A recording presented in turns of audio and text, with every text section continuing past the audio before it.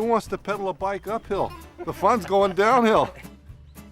Bicycle riding were cars, cops, and pavement. And out in the hills, you eliminate all three of those. We loved getting high off, doing crazy stuff. And riding our bikes down Mount Town was a total rush. The problem at the time was the bicycles, they weren't suited for the mountain.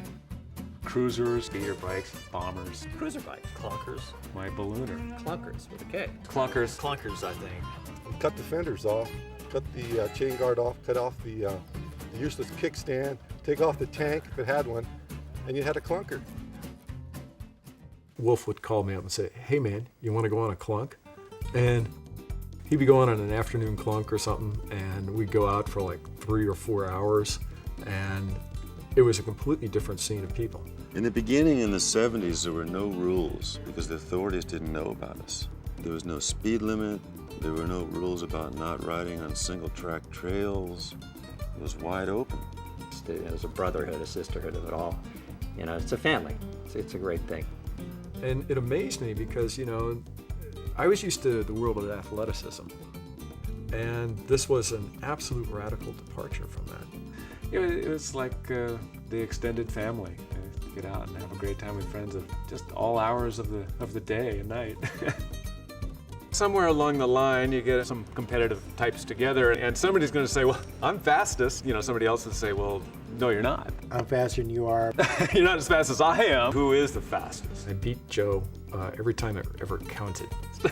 So one thing leads to another, and you find a good downhill to prove it. So we came up with the idea of running a time trial, see once and for all which of the 8 or 9 of us was the fastest guy in the downhill.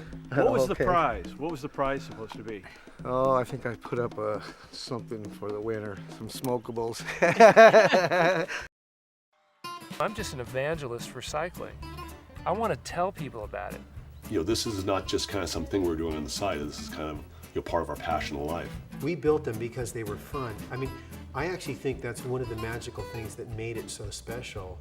My buddy Gary and I, we had this huge adventure, and we didn't even realize while we were having it what an adventure it was. And when you share an adventure like that with some guys, you know, it's pretty much a forever thing.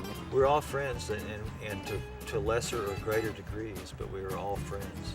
Yeah, we shared everything, and I don't know, maybe I would have done it different if I thought about it, but nobody was thinking about it. Everybody's just like doing what they do, you know. Well, I was strolling on that filthy avenue, kicking around, wondering what to do.